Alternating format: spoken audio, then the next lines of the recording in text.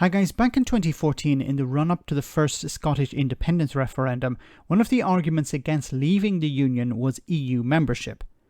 It was said by unionists from the Conservative Party, Labour and the Lib Dems that if Scotland voted yes, it would lose EU status. Now that the Scottish Government are campaigning to rejoin the EU, the unionist parties are once again making arguments against Scotland being accepted into the bloc. The latest one is currency. Here, Scottish Tory leader Douglas Ross tried to use the euro as a reason why Scotland can't rejoin the EU and keep the pound. Well, First Minister Nicola Sturgeon was prepared for such a question and brought receipts. Have a listen to this. Today it's been revealed that senior European Union officials said this about the SNP's plan to rejoin the EU. This is a direct quote: "No euro, no membership." But that's not what Nicola Sturgeon's economic paper from last week said. So who's lying to the Scottish people? The European Union or Nicola Sturgeon?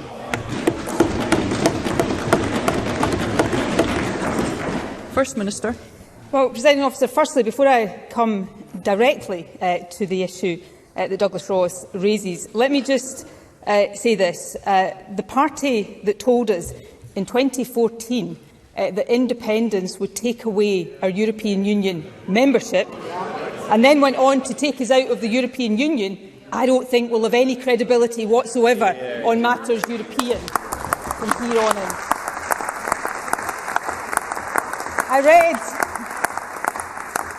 I read the article in the Times this morning with interest. Good journalism, as always, and as would be expected, but based on, I think, 4 unnamed sources. I'm not saying they have no legitimacy, but I am going to give some named sources. In the words of Douglas Ross, direct quotes. So here's the first one. Not all countries in the European Union will join the euro. Former Prime Minister David Cameron. They are not going to force us to join the euro. Highly respected former Labour MEP David Martin. No country has ever been obliged to join the euro. Graham Avery, former senior advisor at the European Policy Centre. Just yesterday, here is the Deputy Director at the Centre for European Reform. I'm not a Scottish nationalist, but euro membership doesn't get forced on member states. And lastly, well, here we go. Thank you. Douglas Ross doesn't want to listen to any of that. I know he often flip-flops on whether he agrees with Tory leaders or not, but clearly he's now disagreeing with David Cameron as well. But here is another one, Presiding Officer. There is, and I quote, I'm quoting here, no intention of forcing countries to join the euro if they are not willing or not able to do so. That was the former President of the European Commission itself. Now, if quotes are not enough, how about hard evidence, Presiding Officer? Many countries in the European Union still use their own currency. Sweden, well, name them. Bulgaria, Czechia, Hungary, Poland, Romania and Sweden, a member state since 1995, still uses its own currency. So there you are, Presiding Officer. Direct quotes and hard evidence. Finally, though, if Douglas Ross wants to have this debate, I welcome it. So here's my challenge to Douglas Ross. Let's have a referendum and have these debates with the Scottish people. Wow. Wonderful. So Douglas Ross thought that he got one over the First Minister there by saying, yeah, you know, I have this person writing in the Times, a pro-Tory newspaper, has somebody writing in the Times telling us that you need to join the euro if you want to be a member of the European Union. And obviously there are a number of countries that are members of the European Union and don't have the euro and haven't any intention, it seems, of using the European single currency. There is, just to be a little bit technical about this, there is a requirement, but it's never pushed through. So it's never enforced, in a sense. So countries are requested, not obliged, but requested to join the European Union single currency, the euro, but it's never enforced. So no countries have actually had it enforced upon them.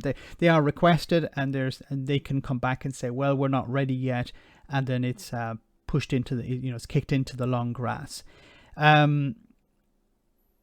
But you would think Douglas Ross, if he's going to bring this as evidence against Scotland joining the European Union, because look, we're down this, if he really believed in this, he would have actually presented some real evidence here. It's just quotations of unnamed sources.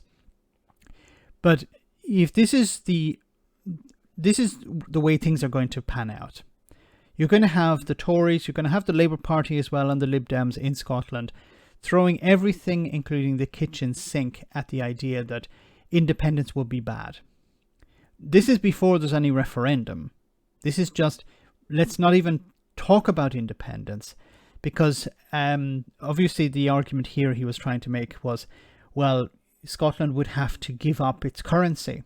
And a lot of people, of course, are emotionally connected to the currency. Of course, changing currency creates its own problems, and let's be frank about that. If an independent Scotland adopted the euro, there would be a changeover, and it would be complicated. Now, you can iron out a lot of the problems if you do it in phases. If you're well prepared, then from day one, it can go pretty much without a hitch. But that was the case back in 2002. Yes, there was a changeover. There were some issues with that, but within a few weeks and months, it was completely, plain sailing. And I think in the same way, Scotland could do the same if they switched from the pound to the euro. Given, with enough preparation or whatever, it would be problem-free. But let's get back to the politics here. The politics is we need to try and stop a referendum. And then when we can stop a referendum, then we'll campaign against independence. So the first argument, of course, is, well, we shouldn't even have a referendum. That's what they're trying to do. It's not the right time.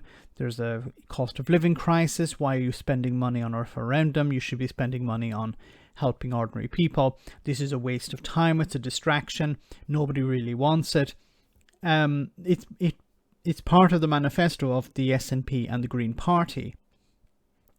They won a majority on the back of part of their manifesto presenting the Scottish people with another referendum. So you can't deny the people of Scotland that. But if that is the case, if you're trying to deny that, you're going to use whatever you can, and ridiculous arguments about the euro will be one of them. Where do you put the border is another one. And, I'm not an expert on this, but the border is likely to go wherever, or how the border will work will function as the Scottish and British governments decide. But we can't make arguments for or against what type of border will be put in now, because that will be part of a withdrawal agreement.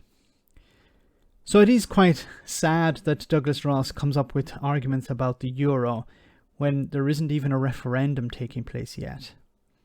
Once the referendum has been decided, once the campaigning begins for the referendum, in that sense, what I mean by that, then you can start making arguments against independence or for the union.